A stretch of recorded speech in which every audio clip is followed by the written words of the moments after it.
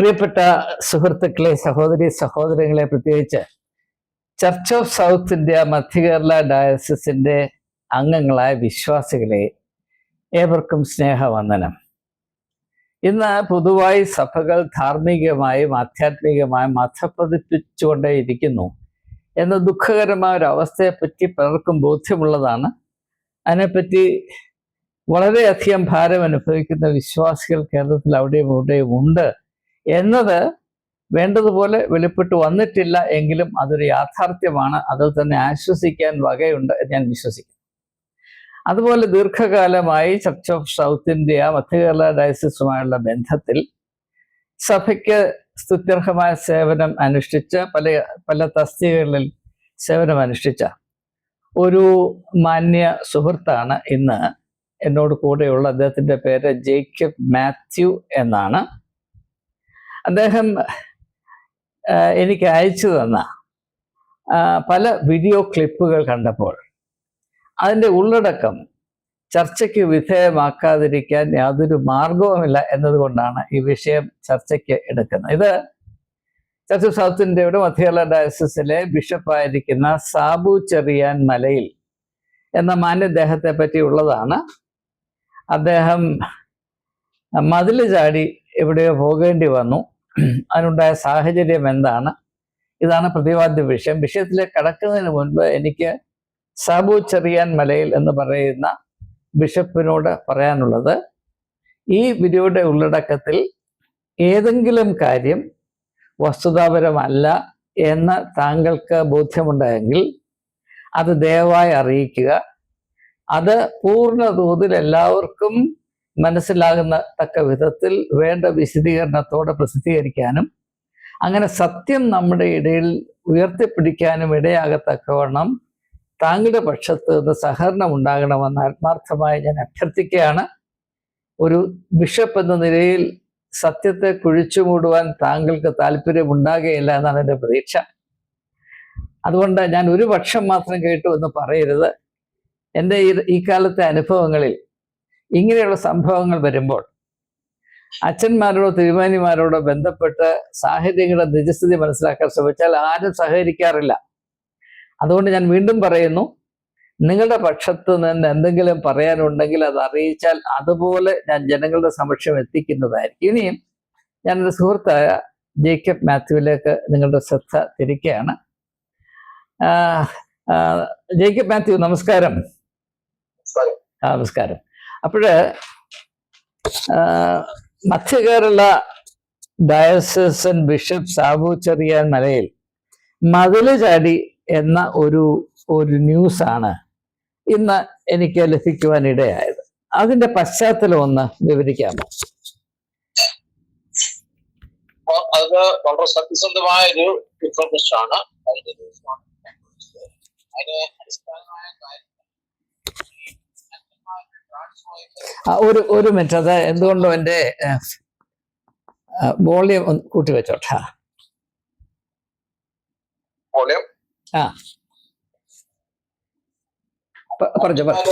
അച്ഛന്മാരുടെ ട്രാൻസ്ഫറുമായിട്ട് ബന്ധപ്പെട്ടാണ് ഇഷ്യൂ ഉണ്ടായിരുന്നത്. ഈ സാധാരണഗതിയിൽ ഒരു അച്ഛനെ ഒരു സ്റ്റേഷനിൽ നിയമിച്ചാൽ 3 വർഷം എന്നുള്ളതാണ്. ആ 3 വർഷത്തിനുള്ളിൽ അച്ഛനും അവിടെ എന്തെങ്കിലും പ്രശ്നങ്ങൾ ഉണ്ടാക്കിയിട്ടുണ്ടെങ്കിൽ സ്വാഭാവികമായിട്ടും ഏത് പള്ളിയിലാണ് ഈ സംഭവം? പള്ളിയിലെ ഇപ്പോഴത്തെ അച്ഛനായ തോമസ് പൈക്കാട്ടിനെ അവിടുന്ന് അനധികൃതമായിട്ട് ട്രാൻസ്ഫർ ചെയ്തു. ഇത് സംബന്ധമായിട്ട് അവിടുത്തെ ഇടവകകൾ പല പ്രാവശ്യം ബിഷപ്പുമായിട്ട് ബന്ധപ്പെടുകയും ബിഷപ്പ് അതിന് അനുകൂല ഒരു തീരുമാനം എടുക്കാതിരിക്കുകയും ഉണ്ടായി. അതിനെ തുടർന്ന് അവർ 2 പ്രാവശ്യം അവിടുത്തെ ഇടവകകൾ ബിഷപ്പിനെ കണ്ട് സംസാരിക്കുകയൊക്കെ ഉണ്ടായി. അതിനുശേഷം ഇന്നലെ അവരൊരു ബസ് നിറച്ച ആൾക്കാര് ബിഷപ്പിനെ കാണാനായിട്ട് എത്തി. ബിഷപ്പ് ഹൗസിലുണ്ടായിരുന്നു. കാണുന്നതിന് അവർ സംസാരിക്കുന്നതിന് അവരുടെ കാര്യങ്ങൾ പരിഗണിക്കുന്നതിന് തയ്യാറാകുന്ന പരിസ്ഥിതിയിൽ അവര് ബിഷപ്പിന്റെ വാഹനം തടയുകയും അവിടെ ഉപരോധം ഏർപ്പെടുത്തുകയുണ്ടായി. രാവിലെ അദ്ദേഹത്തിന് ഒരു കല്യാണത്തിന് പോകണം എന്ന് പറഞ്ഞു. ബിഷപ്പിനെ വിശ്വാസികൾ ഉപരോധിച്ചു അല്ലെ? ബിഷപ്പിനെ വിശ്വാസികൾ അദ്ദേഹത്തിന്റെ തന്നെ കുഞ്ഞാടുകൾ ഉപരോധിച്ചു, ഇതാണ് പറയുന്നത്. അതെ, അതാണ് സത്യം. ഇതിനു ശേഷം ഉച്ച കഴിഞ്ഞ മറ്റോ ഇദ്ദേഹത്തിന് തിരുവഞ്ചൂർ പള്ളിയിൽ കൺവെൻഷൻ ഉണ്ടായിരുന്നു. അദ്ദേഹം കടന്നു പോയത് ബാക്കിൽ കൂടെ മതിൽ ചാടിയാണ് എന്നാണ് അറിയുന്നത്. അത് അദ്ദേഹത്തിന്റെ പുസ്തകത്തിൽ തന്നെ ഞാൻ മറ്റൊരു രീതിയിലാണ് എത്തിയതെന്ന് വളരെ പ്രസ്താവിക്കുന്നുണ്ട്. സത്യസന്ധമായ റിപ്പോർട്ടാണത്. അങ്ങനെ ബിഷപ്പിന് മതില് ചാടാനുള്ള ശരീര ആരോഗ്യമുണ്ടോ, അഭ്യാസമുണ്ടോ? അത് ഈ കായികാഭ്യാസികളല്ലേ മതില് ചാടുന്നത്? ഒരു പക്ഷേ അദ്ദേഹം ഇതിനു മുമ്പും മതിൽ ചാടിയിട്ടുണ്ടാവാം. ഓക്കെ, തുറന്നോളൂ. ഏതായാലും മതിൽ ചാടി തിരുവഞ്ചൂർ പള്ളിയിൽ പോയി കൺഫർമേഷന്റെ ആ പ്രസംഗത്തിൽ ഇത് ഞാൻ മറ്റു രീതിയിലാണ് വന്നത് അദ്ദേഹത്തിനുണ്ടായ അനുഭവങ്ങളോട് പറയുന്നുണ്ട്. ഇപ്പോഴത്തെ അവസ്ഥയില് മിക്ക ബിഷപ്പുകാരും ഇടവക അവരുടെ ഒരു സ്വന്തം പ്രോപ്പർട്ടി എന്നുള്ള രീതിയിലാണ് കൊണ്ടുപോകുന്നത്. സകല തരികടകളും ഇത് കാട്ടുന്നുണ്ട്. ധനസമ്പാദനം എന്ന് മാത്രമാണ് പല ബിഷപ്പുമാരുടെയും ഉള്ളില് അവർക്ക് നീക്കം. ഇതാണ് സംഭവിച്ചുകൊണ്ടിരിക്കുന്നത്. സഭ നശിപ്പിച്ചുകൊണ്ടിരിക്കുകയാണ്. സഭാജനങ്ങൾ ശരിക്കും പറഞ്ഞ ഇടയനെന്നാ പറയുന്നത്. ആ വാക്കിന് യാതൊരു യോഗ്യതയും ഇല്ല എന്നാണ് ഞാൻ മനസ്സിലാക്കുന്നത്. ഓക്കെ, അപ്പൊ ഇതാണ് സംഭവം അല്ലേ? അപ്പൊ ഈ സംഭവത്തെ പറ്റി താങ്കൾ തന്നെ എനിക്ക് അയച്ച 1-2 ക്ലിപ്പ് വീഡിയോകൾ ഞാനൊന്ന് പ്രേക്ഷകരെ കാണിച്ചിട്ട് നമുക്ക് ബാക്കിയുള്ള സംസാരം തുടരാം. അപ്പോൾ ബിഷപ്പിന്റെ പ്രസംഗമാണ് നമുക്കിനി കേൾക്കേണ്ടത്. ബിഷപ്പ് ഇപ്രകാരമാണ് പറയുന്നത്. വളരെ വ്യക്തമാണ്. അതിനാദ്യം മറുപടി പറഞ്ഞിട്ട് മതി ബാക്കി കാര്യങ്ങൾ. ഈ കുഴപ്പങ്ങൾക്ക് മുഴുവൻ കാരണക്കാരൻ താങ്കളാണെന്നുള്ളത് ഞങ്ങൾ വിശ്വസിക്കും. എടുക്കുവാൻ സാധിച്ചു എന്നത് ഏറെ സന്തോഷമാണ്. ഞാനങ്ങനെ പറയുവാനുള്ള ഒരു കാരണം കൂടി ഉണ്ട്.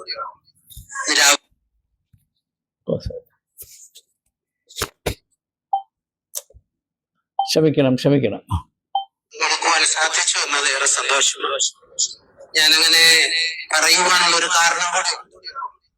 രാവിലെ മുതൽ ഡയസസ് ഓഫീസിൽ നെടുങ്ങാട് പള്ളിയിൽ നിന്ന് കുറച്ച് ആളുകൾ, 10-20 പേരുകാരിക്കും, പ്ലാക്കാർഡും ഒക്കെ ആയിട്ട് വന്ന് ബിഷപ്പിനെ വെളിവിടാതെ കാറൊക്കെ തടഞ്ഞിരിക്കുകയായിരുന്നു. അതുകൊണ്ടാണ് എന്റെ പേഴ്സണൽ സ്റ്റാഫും ഒക്കെ ആയിട്ടാണ് ഞാൻ ഇന്ന് വന്നത്. കാരണം അവര് പറയുന്നത് എന്താണെന്നറിയാമോ? അച്ഛനെ ട്രാൻസ്ഫർ ചെയ്തു. ഒന്ന് ആലോചിച്ച് നോക്കി, പ്ലാക്കാർഡ് പിടിച്ചാൽ അച്ഛനെ ട്രാൻസ്ഫർ ക്യാൻസൽ ആകും. നെടുങ്ങാട് പള്ളിയെ പോലെ പ്രബുദ്ധതയുള്ള ആഠ്യതയുള്ള ഇടവക, അവിടെ ആ ഇടവകയുടെ ഭാഗം തന്നെയായിരുന്നു ആണ് തിരുമേനിയെ പോലെയൊക്കെ സംഭാവന ചെയ്ത ഒരു ഇടവക. അപ്പോൾ എന്താ ചെയ്യുന്നത്? അവരെ നേരത്തെ ആപ്ലിക്കേഷൻ തന്നു. എങ്ങനെയാ ഒരാളെ ട്രാൻസ്ഫർ ചെയ്യുന്നത്? ട്രാൻസ്ഫർ ലിസ്റ്റ് ഉണ്ടാക്കുന്നത് ബിഷപ്പ് ഇരുന്ന് ആലോചിച്ച് ലിസ്റ്റ് ഉണ്ടാക്കിയിട്ട് അത് ഓഫീസേഴ്സുമായിട്ടിരുന്ന് ആലോചിക്കും. 4 ഓഫീസേഴ്സിൽ അവരുമായിട്ട് ആലോചിക്കും. അത് കഴിഞ്ഞ് പാസ്പോർട്ട് സെക്രട്ടറിയുമായിട്ട് ആലോചിക്കും. എന്തെങ്കിലും കറക്ഷൻ ഉണ്ടെങ്കിൽ ചെയ്യും. എന്നിട്ട് ഫൈനാൻസ് പാസ്പോർട്ട് ബോർഡിന്റെ സബ് കമ്മിറ്റിയും അംഗീകരിച്ച് ആ ലിസ്റ്റ് നമ്മൾ എന്നിട്ട് പാസ്പോർട്ട് ബോർഡിൽ സബ്മിറ്റ് ചെയ്യും. അതാണ് എക്സിക്യൂട്ടീവിലും പാസ്സായി പോകുന്നത്. അങ്ങനെ പാസ്സായ ഒരു ലിസ്റ്റ് 85-86 പേര് ഈ വർഷം ട്രാൻസ്ഫർ ഉണ്ടായിരുന്നു. 2 പേരുടെ കാര്യത്തിൽ അവർക്ക് പ്രയാസം ഉണ്ടായിരുന്നു എന്ന് പറയുന്നു. നമുക്ക് എല്ലാവരും 3 വർഷമായവരെ മാത്രം ട്രാൻസ്ഫർ ചെയ്യാൻ ഒക്കത്തില്ല. ചിലരെയൊക്കെ അങ്ങോട്ടും ഇങ്ങോട്ടും മാനേജ് ചെയ്യണമെങ്കിൽ ചിലപ്പോൾ നമ്മൾ 1 വർഷക്കാരെയും 2 വർഷക്കാരെയും ഒക്കെ ചില സമയങ്ങളിൽ മാറ്റും. ഇതെല്ലാ ബിഷപ്പന്മാരുടെയും സമയത്ത് മാറ്റുന്ന ആരുടെ വിരോധം ഉണ്ടായിട്ടൊന്നുമല്ല. അച്ഛന്മാരെ എല്ലാം അന്യോന്യം അവരുടെ പള്ളികളും അവരുടെ കഴിവും അനുസരിച്ചൊക്കെ നമ്മൾ ക്രമീകരിക്കാൻ വേണ്ടി അപ്രകാരം ചെയ്യുന്നത്. തോമസ് പൈക്കാടച്ചനെ അതനുസരിച്ച് നെടുങ്ങാട് പള്ളിയിൽ നിന്ന് ട്രിവാൻഡ്രം ക്രൈസ്റ്റ് ചർച്ചിലേക്ക് ട്രാൻസ്ഫർ ചെയ്തു. അദ്ദേഹം 2 വർഷമേ ആയുള്ളൂ അവിടെ. മഹായിടയിലെ ഏറ്റവും വലിയ പള്ളിയാണ് ട്രിവാൻഡ്രം ക്രൈസ്റ്റ് ചർച്ച് എന്ന് പറയുന്നത്. അവിടെ നമുക്ക് നന്നായി ഇംഗ്ലീഷും മലയാളവും ഹാൻഡിൽ ചെയ്യാൻ കഴിയുന്ന, ആ പള്ളിയെ നന്നായിട്ട് കൊണ്ടുപോകാൻ സാധിക്കുന്ന ഒരു ഇടവപ്പട്ടക്കാരൻ ഉണ്ടാകണം. ഏതാണ്ട് 1200 കുടുംബങ്ങൾ ഒരു പള്ളിയാണ്. അതുകൊണ്ടാണ് തോമസ് പൈക്കടച്ചനെ അങ്ങോട്ട് ട്രാൻസ്ഫർ ചെയ്യുന്നത്. അപ്പോൾ അത് പള്ളിക്കാർക്ക് 2 വർഷമേ ആയുള്ളൂ, മാറ്റരുതെന്ന് പറഞ്ഞു. ഞാൻ പറഞ്ഞു സാധ്യമല്ല. കാരണം ഒരു ട്രാൻസ്ഫർ നമ്മൾ മാറ്റിയാൽ പിന്നെ ഭയങ്കര ബുദ്ധിമുട്ടാണ് ബാക്കിയുള്ളവരുടെ ഒക്കെ മാനേജ് ചെയ്യുവാനായിട്ട്. അതുമല്ല, അങ്ങനെ ഒരു താരിപ്പ് തുടങ്ങി കഴിഞ്ഞാൽ നാളെ ഈ പള്ളിയിൽ നിന്നും വരും, ഞങ്ങളുടെ അച്ഛനെ വേണ്ട വേറെ അച്ഛനെ മാറ്റിത്തരണമെന്ന് പറഞ്ഞു നമുക്ക് മാറ്റി കൊടുക്കാൻ നോക്കും. അങ്ങനെ അപ്പോൾ അത് ബലം ഉപയോഗിച്ച് മാറ്റാൻ നോക്കുന്നതൊന്നുമല്ല ട്രാൻസ്ഫർ. അത് നടക്കത്തില്ല. അങ്ങനെ ആരും ചിന്തിക്കുകയും വേണ്ട അങ്ങനെ ഒന്നും. അതുകൊണ്ട് നമ്മുടെ മഹായിടവയ്ക്ക് ഒരു പാരമ്പര്യമുണ്ട്. അപ്പോഴ് ഇദ്ദേഹം പറയുന്നത് അല്ലെങ്കിൽ അദ്ദേഹം നൽകുന്ന വിശദീകരണത്തെ പറ്റി ജേക്കബിന് എന്താണ് പറയാനുള്ളത്? ഈ എക്സിക്യൂട്ടീവ് കമ്മിറ്റിയിലൊക്കെ പാസ്സായ ജനങ്ങളാൽ തെരഞ്ഞെടുക്കപ്പെട്ട വരുന്ന കമ്മിറ്റി എക്സിക്യൂട്ടീവ് കമ്മിറ്റിയാണ്. ബാക്കിയെല്ലാം സബ് കമ്മിറ്റികൾ. എക്സിക്യൂട്ടീവ് കമ്മിറ്റി നിർദ്ദേശിക്കുന്ന സബ് കമ്മിറ്റികളാണ്. ആ സബ് കമ്മിറ്റി വെച്ച് പാസ്സാക്കി പിന്നെ എക്സിക്യൂട്ടീവ് കമ്മിറ്റി കൊണ്ട് പ്രസന്റ് ചെയ്തു എന്നൊക്കെ അദ്ദേഹം പറയുന്നുണ്ട്. പക്ഷേ ഈ കഴിഞ്ഞ തവണത്തെ എക്സിക്യൂട്ടീവ് കമ്മിറ്റിയിലേക്ക് നടന്ന ഇലക്ഷൻ പോലും ഒരുപാട് അപകടങ്ങൾ ഉണ്ടായി. അത് സംബന്ധമായിട്ട് റീകൗണ്ടിങ് ഒക്കെ തോറ്റവർ ജയിക്കുകയും ജയിച്ചവർ തോൽക്കുകയും ഒക്കെ ചെയ്ത സമ്പ്രദായമായി റീകൗണ്ടിങ് നടത്തി ആദ്യം ഒന്ന് അനൗൺസ് ചെയ്തു. അത് കൂടാതെ അത് കഴിഞ്ഞിട്ട് റീകൗണ്ടിങ് നടത്തി മറ്റു രീതിയിലാക്കി തോറ്റവരെയൊക്കെ ജയിപ്പിക്കുകയും ജയിച്ചവരൊക്കെ തോൽക്കുകയുണ്ടായി. ഇത് സംബന്ധമായി പോലീസ് മറ്റേ കോടതി കേസും ഒക്കെ ഉണ്ടായിട്ടുണ്ട്. അതിനെപ്പറ്റി അന്വേഷിക്കാനായിട്ട് ഒരു റിപ്പോർട്ട് അന്വേഷണ കമ്മീഷനെ ചുമതലപ്പെടുത്തിയിരുന്നു ഒരു റിട്ടയർഡ് പോലീസ്. അപ്പൊ ബിഷപ്പിന്റെ അല്ല എന്നാ ഒരു കാര്യം ചോദിക്കട്ടെ, പ്രേക്ഷകർ വ്യക്തമായ ഒരു കാര്യം, ഇടയ്ക്കിടയ്ക്ക് എനിക്ക് ചോദ്യങ്ങൾ ചോദിക്കേണ്ടി വരും വ്യക്തത വരുന്നതിന് വേണ്ടി. പ്രേക്ഷകർക്ക് ഈ കാര്യങ്ങൾ വളരെ പരിചിതമല്ലാത്തത് കൊണ്ട് പല കാര്യങ്ങൾക്കും നമുക്ക് വ്യക്തത കൊടുക്കേണ്ട കാര്യമുണ്ട്. അപ്പോ താങ്കൾ പറയുന്നത് എക്സിക്യൂട്ടീവ് കമ്മിറ്റി സംബന്ധമായ ഇലക്ഷൻ നടന്നപ്പോൾ അതിൽ ബിഷപ്പിന്റെ ആഭിമുഖ്യത്തിൽ കള്ളം കാണിച്ചു, ഇലക്ഷൻ റിസൾട്ട് തനിക്ക് താല്പര്യമുള്ളവരെ കയറ്റത്തക്കവണ്ണ വിധത്തിൽ കാപട്യമുള്ളതാക്കി തീർത്തു എന്നതാണ് താങ്കൾ ഉയർത്തുന്ന ആരോപണം. അങ്ങനെയാണോ? അതെ, അത് തന്നെയാണ്. ഓക്കെ, പറഞ്ഞാട്ടെ. റീകൗണ്ടിങ്ങിൽ കൂടെ കടന്നു വന്ന ഒരു വിഭാഗം ആൾക്കാരാണ് ഇപ്പൊ ഭാരവാഹികളായിട്ടിരിക്കുന്നത്. അത് മിക്കവാറും ഇദ്ദേഹത്തിന് ക്ഷേൽപ്പിടിക്ക് നിൽക്കുന്ന അംഗങ്ങളാണെന്നുള്ളതാണ് ഞങ്ങൾ മനസ്സിലാക്കിയിട്ടുള്ളത്. കാരണം യാതൊരു സുതാര്യതയും ഇല്ലാതാണ് റീകൗണ്ടിങ് നടത്തിയത്. ഒരിക്കലും റിസൾട്ട് അനൗൺസ് ചെയ്തതിനു ശേഷം കൗൺസിൽ അംഗങ്ങളുടെ അറിവോ സമ്മതമോ കൂടാതാണ് റീകൗണ്ടിങ് നടന്നത്. അതായത് പാകിസ്ഥാനിൽ ഇലക്ഷൻ നടത്തുന്നത് പോലെയാണ് ചർച്ച് ഓഫ് സൗത്ത് ഇന്ത്യ മധ്യ കേരള ഡയസിസിലെ എക്സിക്യൂട്ടീവ് കമ്മിറ്റി സംബന്ധമായ ഇലക്ഷൻ നടത്തുന്നത് എന്നതാണ് ഇപ്പോഴത്തെ യാഥാർത്ഥ്യം. അങ്ങനെയാണോ പറയുന്നത്? അതെ, അത് തന്നെ. അപ്പൊ ഇതിനെപ്പറ്റി ചോദ്യം കുറച്ചിൽ ഉണ്ടായി കഴിഞ്ഞപ്പോൾ ഒരു അന്വേഷണ കമ്മീഷനെ ചുമതലപ്പെടുത്തി. എനിക്ക് എന്റെ അറിവ് ശരിയാണെങ്കിൽ അത് ഒരു മേലികാവിലെയുള്ള പഴയ ബിഷപ്പിന്റെ സഹോദരൻ സൈമൺ എന്ന് പറയുന്ന വ്യക്തി, KG സൈമൺ ആണ് അന്വേഷണ കമ്മീഷൻ. സൈമണെ അറിയാം, എനിക്ക് സൈമണിനെ നന്നായിട്ട് അറിയാം. KG സൈമണും ബാബു എബ്രാവും പിന്നെ ഒന്നോ രണ്ടോ ആളുകൾ ഉൾപ്പെടുത്തായിരുന്നു അന്വേഷണ കമ്മീഷൻ. അവര് സത്യസന്ധമായി അന്വേഷിച്ച് ഒരു റിപ്പോർട്ട് സബ്മിറ്റ് ചെയ്തിട്ടുണ്ട്. ആ റിപ്പോർട്ട് ഒന്നും കോൾഡ് സ്റ്റോറേജിൽ വെച്ചേക്കുക. അത് ഇംപ്ലിമെന്റ് ചെയ്യാൻ ഈ ബിഷപ്പ് തയ്യാറായിട്ടില്ല. അപ്പോൾ അദ്ദേഹത്തെ സപ്പോർട്ട് ചെയ്ത ഒരു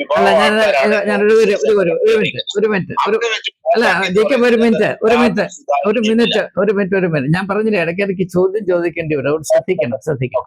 എനിക്ക് ജേക്കബ് മാത്യുവിനോട് ചോദിക്കാനുള്ള കാര്യം, എനിക്ക് മധ്യകേരള ഡയസിസിനെ അറിയാം, ചർച്ച് ഓഫ് സൗത്ത് ഇന്ത്യ നന്നായിട്ട് അറിയാം.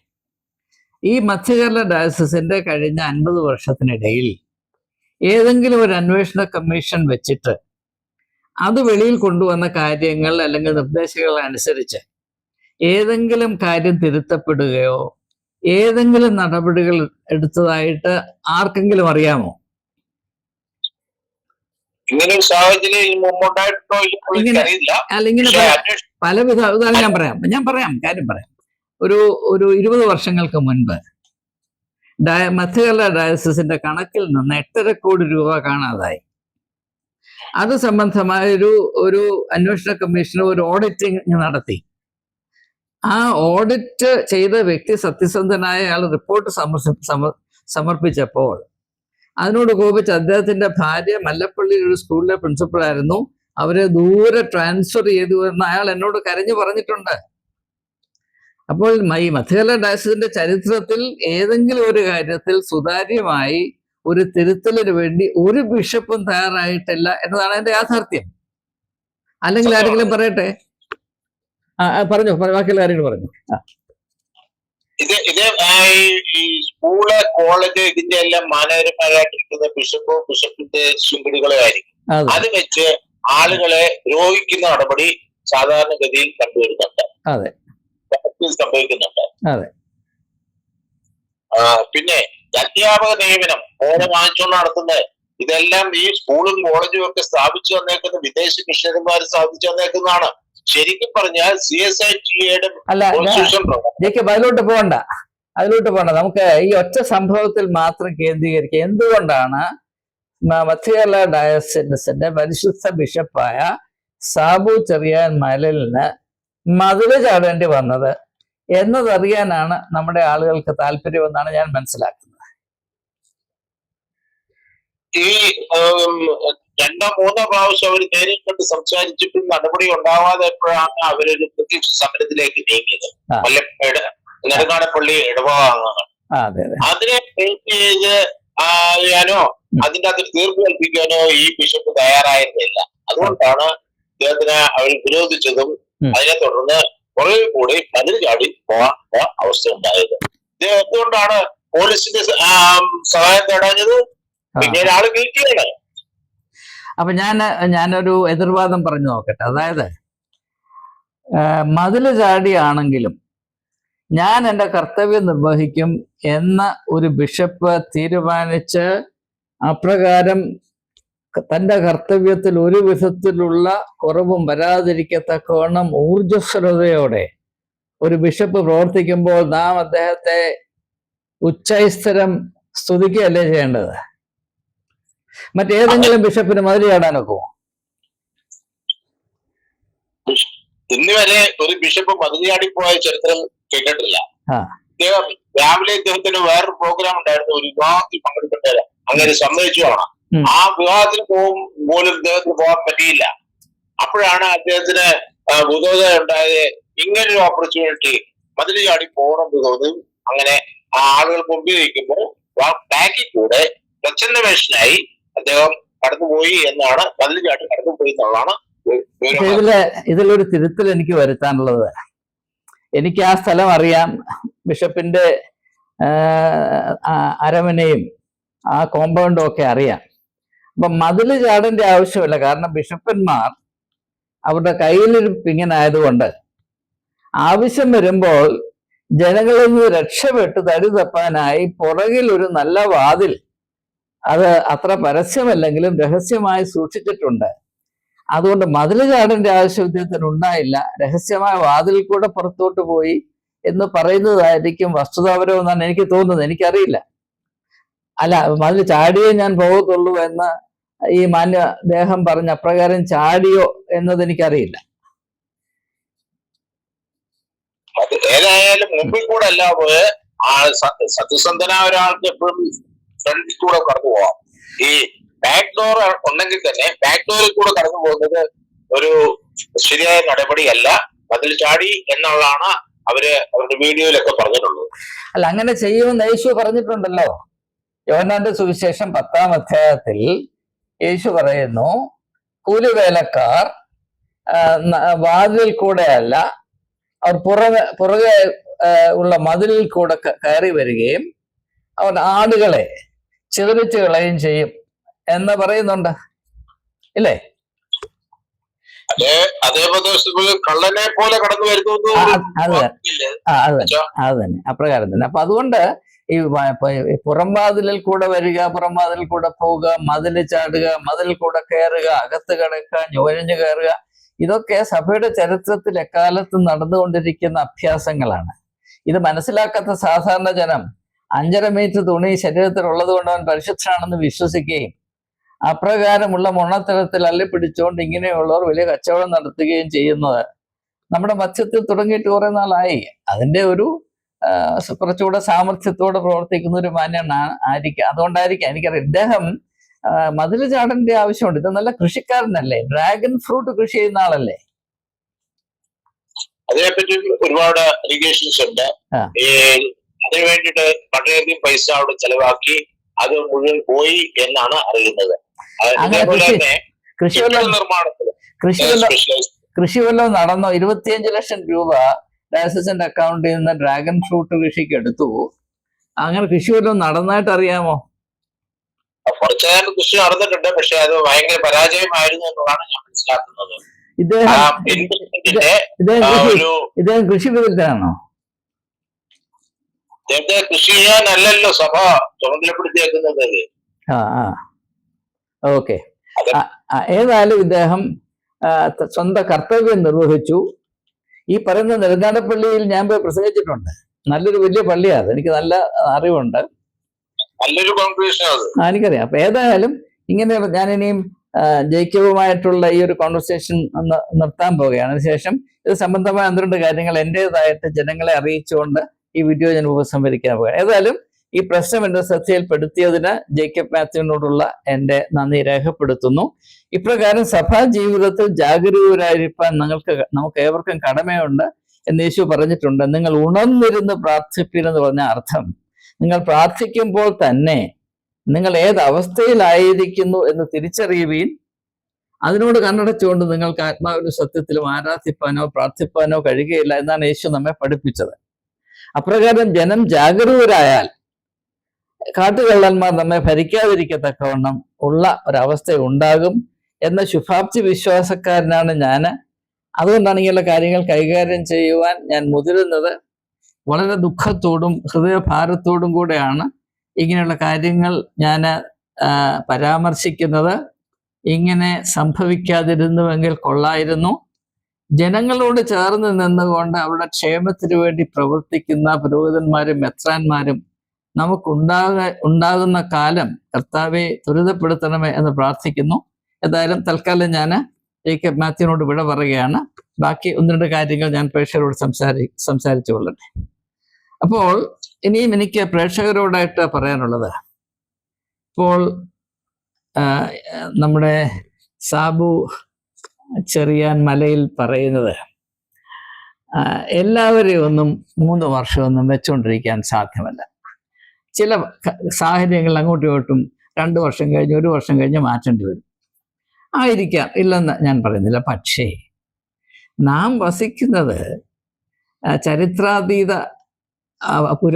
പുരാതന കാലത്തൊന്നുമല്ല, ആധുനിക ജനാധിപത്യ ദർശനമുള്ള ലോകത്തിലാണ് വസിക്കുന്നത്. ഇവിടെ സുതാര്യത എന്ന് പറഞ്ഞൊരു കാര്യമുണ്ട്. നിലവിലുള്ള ആ നിലവാരം, അതായത് പ്രിവെയിലിംഗ് സ്റ്റാൻഡേർഡ്, അത് ഒരു പുരോഹിതന് 3 വർഷം ഒരു ഇടവകയുടെ ചുമതല കൊടുക്കുകയാണ്.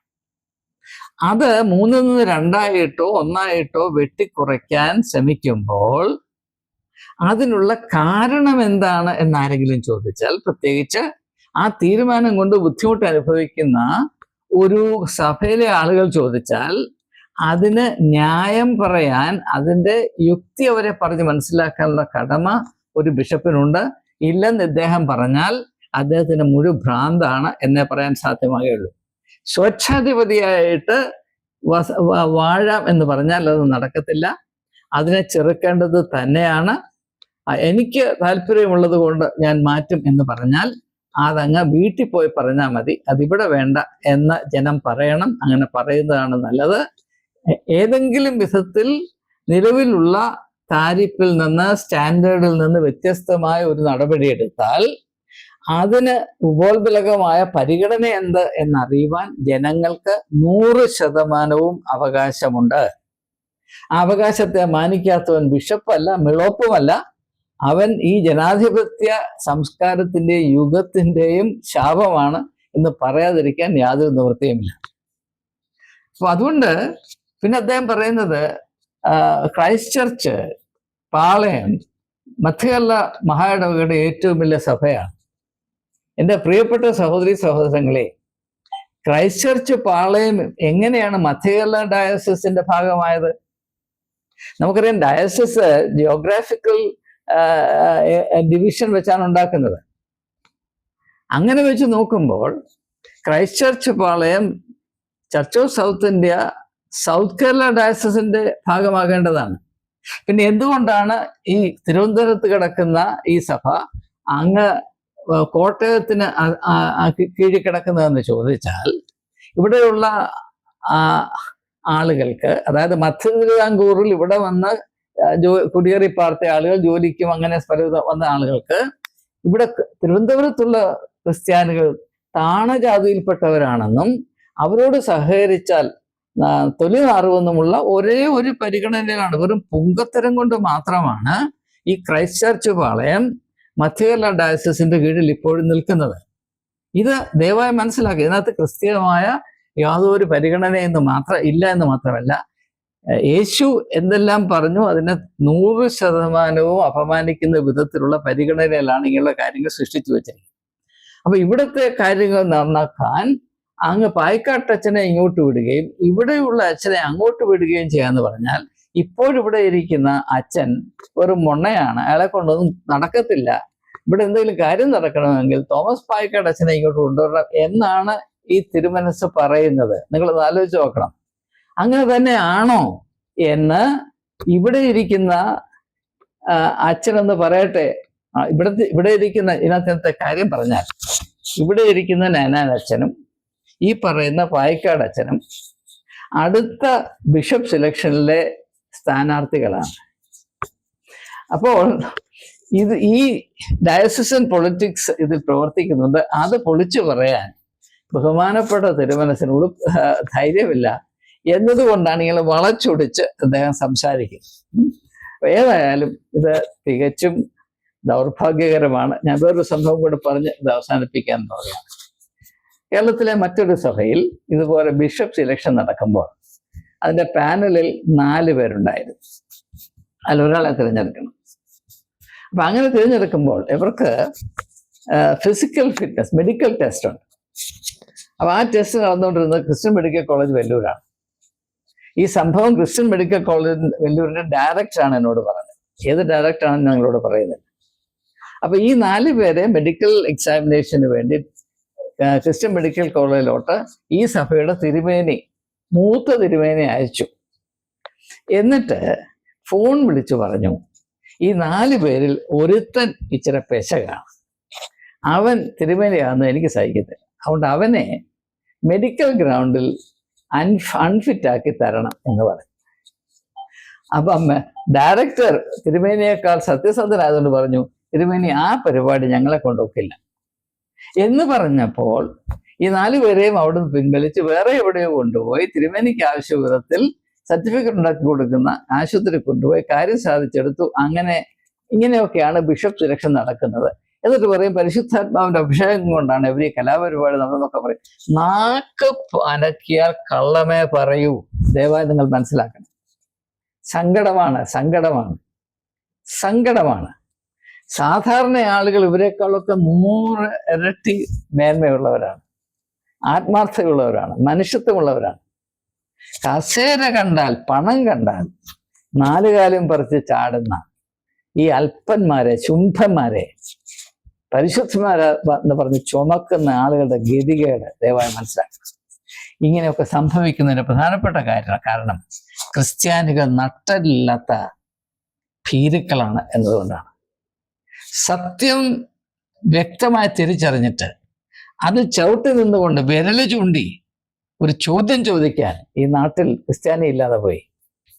ദാവീദ് രാജാവിനോട് അവന്റെ മുഖത്ത് വിരൽ ചൂണ്ടി ആ മനുഷ്യൻ നീയാണ് എന്ന് പറഞ്ഞ നാഥാൻ എന്ന് പറഞ്ഞൊരു പ്രവാചകൻ ഉണ്ടായിരുന്നു.